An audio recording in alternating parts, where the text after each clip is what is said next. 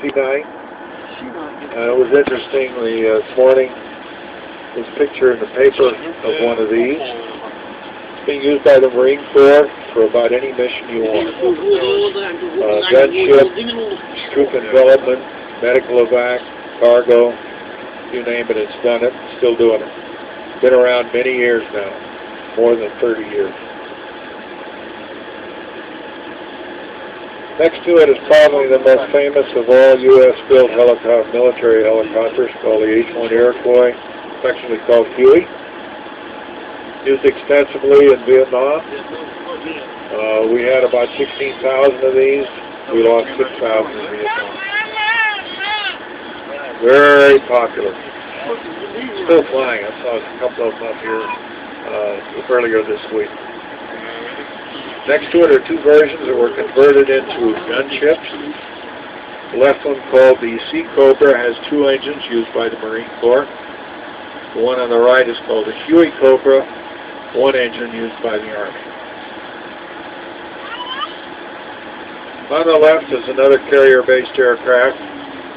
This is called the E-2 Hawkeye. This is used for two principal missions aboard a carrier. It can fly out and provide airborne early warning.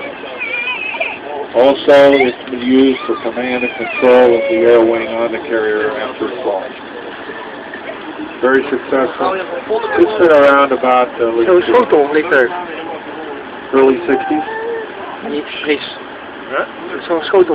Okay, on the left we have an electronic version of the S3 Viking. This is called the ES3 Shadow. You'll notice it has a bump on the top of it. There's one under the fuselage, plus there's some blade antennas hanging from under the wings. The E says it's electronic warfare used for jamming. They're being retired. Navy's going down to one kind of aircraft, which is really, well, two kinds, three kinds. The C2, the E2, and the F-18 Hornet. And it'll do everything, depending on how much you put in it, on it, or build it. To the left is an A-4 Skyhawk. This is a plane like Senator McCain was flying when he was shot down and became a prisoner in Vietnam.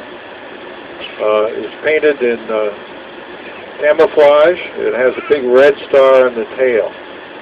And the reason for that is it was used as an aggressor force to train Top Gun pilots. One trouble. It's subsonic. Today we fly supersonic, so we're using an F-18 as a new target plane. To the right we have a prototype airplane. That's what the Y's for, YC-14. This was designed to replace the C-130s, like the one that's parked behind it, the ones you've seen earlier. Too expensive, burned too much fuel. Didn't do the job any better. And this is about 25 years ago.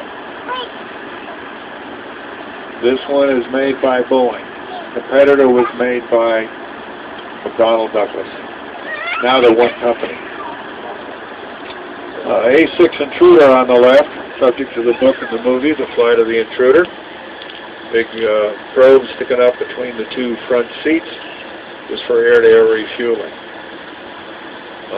Very successful attack aircraft in Vietnam. Carried a bomb load of about 16,000 to 18,000 pounds. A B-24 or a B-17 in World War II carried one of about 6,000. So it's quite a change. On the left is a very successful attack aircraft used in the Navy in about any mission you'd want. It was attack, carried mines, carried bombs, rockets.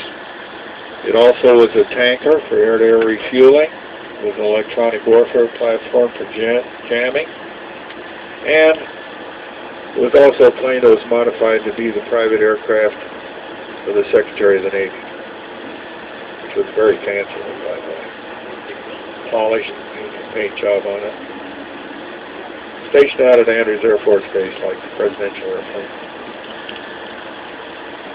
You got an F-4? The F-4 that you see going down the runway now is being flown by a fellow who's the test pilot for them. And what they're doing here is they're converting them into drones.